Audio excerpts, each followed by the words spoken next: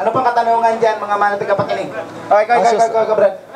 Tatanong ko lang. Anong pangalan mo? Si Celso Remintas. Celso Remintas. Brad, tatanong ko lang kasi dito sa Muslim, pwede daw mag-asawa ng apat. Pero may papel daw ito. Hindi sa Kristiyano kasi hindi walang papel eh. Yung kinakabit lang. Paano ito? Mababasa natin yan sa Quran na ang mga Muslim mag-asawa hanggang 2, 3, 4 kung kaya niyang ibigay pantay-pantay. Pero kung siya'y natatakot siya na hindi na kayang bigyan ng pantay-pantay ang kanyang mga magiging asawa, ay mas mainam sa kanya na mag-asawa lang siya ng isa lang. Pero siyempre, nandoon yung sinabi mong kasulatan. Siyempre, alangan naman, pakasalan mo ito, walang kasulatan. Pakasalan mo yung isa, walang kasulatan. Pakasalan mo yung isa, walang kasulatan. Ay, hindi ka fair. Dapat, parang yung live-in. Illegal yun. Kasi walang kasulatan. Kabit yun. So, kung may kasulatan, ay yun ang... Legal mo siya kasawa. Mabuti pa pala maging Muslim, dahil legal. Tama, mas mabuti ang Muslim dahil legal.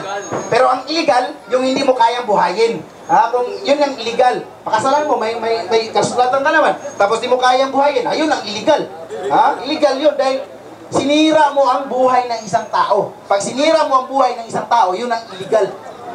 Huwag mo, pag pinakasalan mo siya, ang ganda, pasalan ko to, mas wala kang may bubuhay sa kanya, yun ang illegal. Dahil sinira mo ang buhay niya, di mo siya kayang bigyan ng pangtustos. So yun ang illegal. So sa Muslim, legal po, pakasal ang lahat. Sa unang asawa, kung ano mabibigyan yung asawa ng ganito, sandal. Sa pangalawang asawa, mabibigyan ng ganito, kaparehas. Mabibigyan ng isa. Kung mabibigyan ng ribo rin yung isa. Hindi yung ibigyan mo isang ribo, bigyan mo Toyota. Hindi, parehas sila. Para wala silang masabi. Yun ang pantay-pantay. Pantay-pantay sa pag-asawa sa pananampalatayang Islam. O sino pa yung may mga katanungan dyan? Bibigyan ko ng ano. Ikaw, Brad. Ano pangalan natin, Brad? Muslim ka na, Brad? Hindi pa? Tanong ko lang po tungkol sa kasaysayan. Kasaysayan. Sabi niyo po na... Lakasan mo ang ano. Sabi niyo po na... Sige. Babae at lalaki may karapatan sa paningang hala. Paningin na hala. Sige. May ginawa po bang propetang si Adan na babae? Okay. Magandang katanungan yan. Ito ang katanungan ni brother. Lahat ng tao daw ay pantay-pantay. Mababae man at malalaki. Ang katanungan niya ngayon, may nilikha po ba si Allah na propetang babae? Sa pananampalatayang Islam, walang nilikha na propetang babae. Dahil hindi naayon sa babae na maging propeta. Dahil si Allah ang nakakaalam nito. Dapat sa lalaki, dahil siya ang magbigay ng mensahe. Dahil tayo mga lalaki, mga preacher talaga tayo. Tayo naliligaw eh. Diba? Tayo naliligaw. So sa atin ang karapatan na magbigay ng mensahe. So si Allah ang nakakaalam doon. At sa pananampalatayang Islam, ang katuruan sa pananampalatayang Islam ay walang babaeng naging propeta.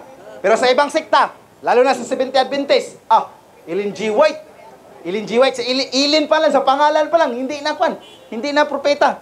English pa. Nandoon pa. Meron din sa atin, sa Pilipinas. Meron doon na naging propeta rin. Brad, katanungan pa, follow up. Ito, tanong ito, lapitan ko tong brother na to. Bakit walang propetang babae? Dapat propito ang pangalan yan, hindi propeta. Ibig mo naman sabihin, sa grammar naman. Sa grammar naman propeta daw. So, pag propeta, babae. Pag propito, lalaki. Hindi natin ma-question yan. Dahil gumagamit ka rin ng propeta eh. Gusto mo prituhin din kita? So, rito, Brad. So, ang babae ay walang karapatan na maging propeta. Dahil hindi ito naayon sa kanya. Maraming salamat sa inyong panunood.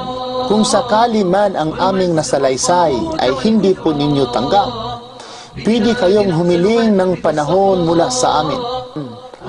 O magtanong, magkaroon ng magalang na debate, dialogo, panayam, at doon ninyo kami papaulanan ng inyong mga katanungan na nagmula sa inyong mga puso o nagmula sa inyong mga kaalamang nalilikom. At sino mang nakakapulot ng kaunting kaalaman, buong puso kaming magpapapasalamat kay Allah na dininig ang aming pagdarasal. Ipinapangako po namin sa inyo, gagawa kaming mga anong bagay para sa Islam, para makamtan namin ang biyaya sa kabilang buhay. Alam natin lahat na di tayo tatagal sa mundong ito. Insyaallah, tutulungan kami ni Allah na magagamit namin ang mga taon, buwan, araw, oras na lalabi bago kami kukunin ng ating mahal na tagapaglikha. Maraming salamat. Subhanakallah, Allahumma bihamdika, asyhadu an la ilaha anta, astaghfiruka wa atubu ilaik. Assalamu alaikum warahmatullahi ta'ala wabarakatuh.